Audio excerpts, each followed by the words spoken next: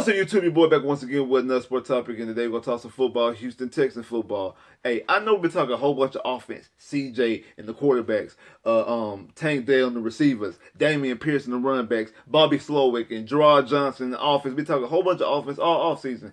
Let's talk about the defense. Let's show some love to the defense, and more specifically, the pass rushing, the edge rushing. Let's talk about it. Let's break it down. Before we get in there, like I've been telling you before, if you're liking the content, man, make sure you're liking the channel. Make sure you're watching all the videos, you comment all the videos, you liking all the videos, you sharing all the videos on all social media platforms, Instagram, Twitter, Facebook, TikTok, Snapchat, any type of social media platform you use. Make sure you share it on the same social media platforms. Also, follow me on social media. The link's in the description below. Hey, man, we're trying to get this channel growing and growing. OTA is underway.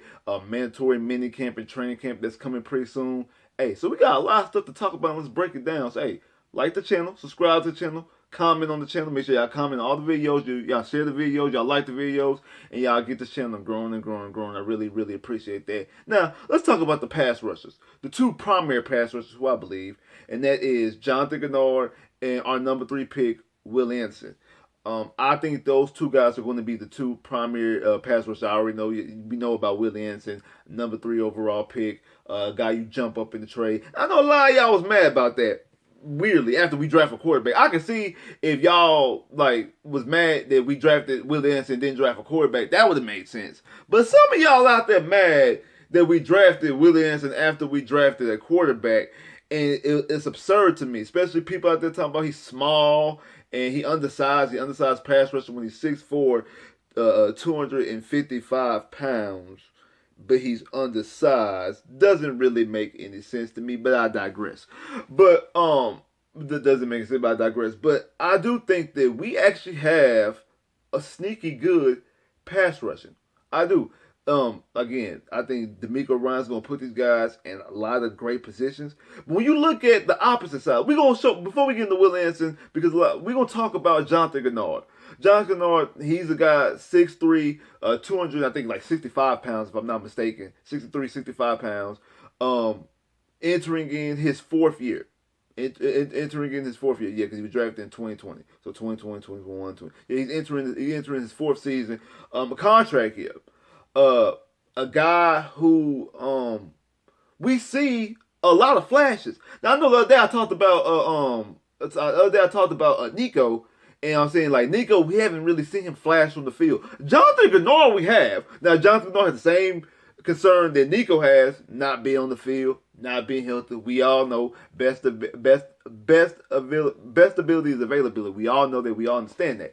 But the guy, when he is on the field, he does produce. Not this past season, but the year before when he played 13 games, he had 8 sacks. Now he didn't play the full. Now he played 13 games. He didn't finish all 13 games. That's the reason why he had under 8 sacks. I think he's a guy who definitely can get double-digit sacks. I thought that he was going to get double-digit sacks last year, but didn't play a full season. I think only played in 7 games. Now I think he only had a sack and a half last year.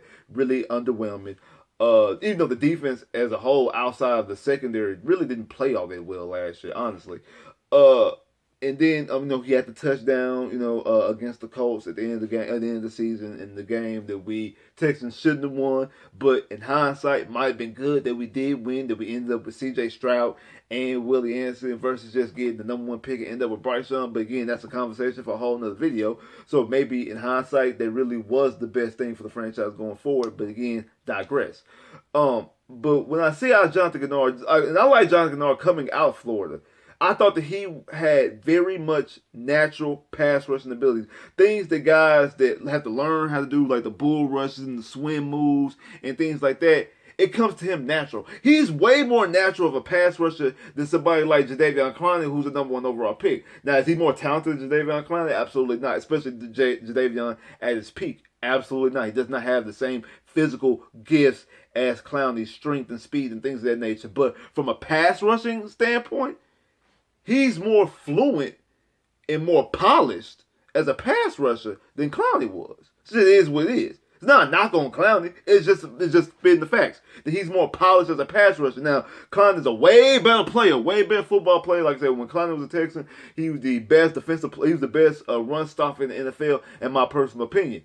But a lot left to be desired when it comes from a pass rush standpoint. And I'm not just speaking strictly on sacks, just as a pass rusher in general.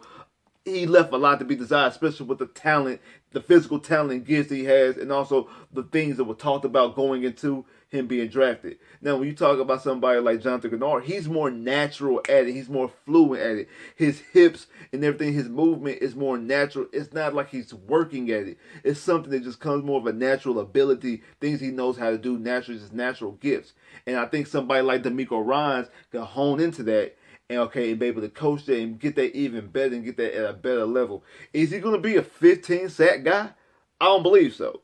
But I think he could be a decent 10.5, 11, possibly 12 sack guy.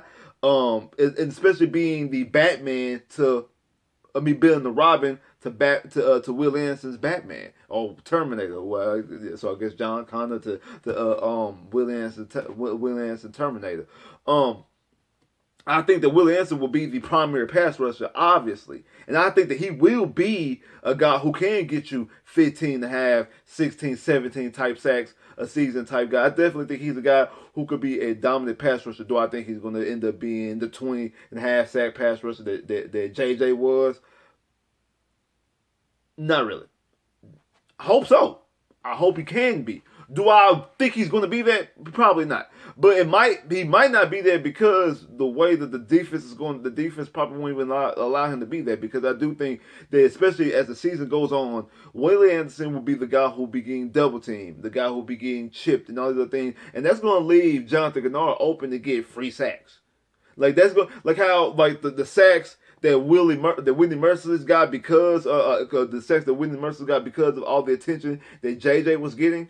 I think Jonathan Greenard will be able to get that will be able to do the same thing, but get it at a better clip, and it'll be more natural and it won't just be, I just ran into a sack. I think because Jonathan Greenard, I think Jonathan Greenard can get double-digit sacks without the help of Willie Anderson. So I damn sure believe he'll be able to get it with the help of Willie Anderson and the help of D'Amico Ryans, and vice versa. And I also think that's going to also help Willie Anderson as well, because then now you just can't. Because of Jonathan Greenard, you're not going to be able just to completely double team Willie Anderson all game long because you got number 52 coming off the opposite side coming in and getting sacks. Especially if you want to get exotic with it and D'Amico and have them both rushing from the same side. That might be a problem. That might be a absolute problem for the opposing offense, depending on the offensive line, the type of quarterback, especially somebody like Trevor Lawrence, who constantly gets sacks against the Texans. Like Trevor Lawrence constantly gets sacked and also gives up interceptions. Like that's like a pass rush against somebody like Trevor Lawrence, who in 4 games has thrown 6 picks and has been sacked 5 times. In 4 games, he's been sacked 5 times and has given up 6 picks. And that's not with D'Amico Ryans calling the defense. That's not with this type of pass rush. And that's not a division. Same thing when you go up against somebody like Anthony Richardson, a guy who's not polished as a passer. Now, it's going to be harder to bring him down. It's going to be harder to bring him down and sack him in the backfield because he's a bigger guy. He's with 6'3", 6'4", 230, 40 pounds. So he's going to be a bigger guy to try to bring down. But a guy who you'll be able to confuse on defense, a guy who you probably be forcing to pass, you'll be able to get him on the ground, I think. And able to put him in those type of situations. Same thing with what's his name from the Titans, Ryan Tannehill and Will Levis. Like those guys as well. You'll be able to confuse those guys, be able to rush them. Like both Will Anderson and Jonathan Greenard coming off the edges, rushing down. Be able to confuse this division. That was 6 games right there. Those are 2 matchups against two matchups against all 3 of those quarterbacks, and that's 6 of your games right there. That's your divisional games. That's the bulk of your season. That's the strength of your season as far as the media season when it comes to winning the division, because you need to win those games to win the division. Now you can go 0-6 in division, still win the division if you win the rest of your games and you're 11-6, and everybody else has under 11 wins, even though you got swept. So I guess technically you can win the division without winning a divisional game, and you also could lose a division with not losing a divisional game as well, because you could go like 6-11, but that means really nothing. What I'm saying is you need to win your divisional games. You want to dominate against your division. You want to punish your division. I believe D'Amico Ryans calling the defense and having these guys coming off the edges. I believe you can do that. I damn sure believe that you can do that. You can have those guys coming off the edges, and those guys could definitely put in their work. I think both of those guys coming off the edges, you will be able to get double-digit sacks from both of them. The Texans have never had two guys have 10-plus sacks. And I believe, maybe not this year, maybe not this year. Maybe not this year you get 10-plus sacks from both guys. But I think you might. Actually, I take that back. Because I think that Jonathan Greenard, because it's a contract year, I think he's going to get 10 sacks. It's a contract year because he was a third round pick. He's a third round pick, doesn't have a fifth year option. It's going to be a contract year. I believe Jonathan Greenard is going to stay healthy. And I believe that having D'Amico Ryans and also having Willie Anderson coming off the edge on the opposite side is going to open him up, and he's going to be able to get double-digit sacks. And vice versa. I think that Willie Anderson might be defensive rookie of the year. He's going to show you why you jumped up to third. All the people out there talking about Willie Anderson is not that guy. He ain't him. He's not that good of an edge rusher. Oh, he only made sacks and only made plays when he was one-on-one or when he wasn't being blocked. Well, you know what? Even if that is the case, at least he actually showing you something. Because this guy's out there who ain't being blocked. Ain't one-on-ones that don't make no plays at all. So at least he able to make plays when the plays are being made. Because I remember people say the same thing about J.J. Watt. Oh, J.J. Watt, he only feasts on bad teams in the division. He only gets 3 sacks against Drew Lock and I mean not Drew Lock, Locker, the dude from the Titans. Mettenberger, I'm sorry, against Mettenberger and against Blake Bortles. And so that's who he's playing against. So of course he's gonna get. Yes, I need him to feast on bad teams. Yeah, that's what great players do. They feast on bad teams. That's what happens. So yeah, I need when it's open, when Willie Anderson is wide open and able to rush free and not get touched, not get chipped, not get double teamed. Yeah, I need him to make a play. Yeah, because if he's not making a play, they're gonna constantly do that.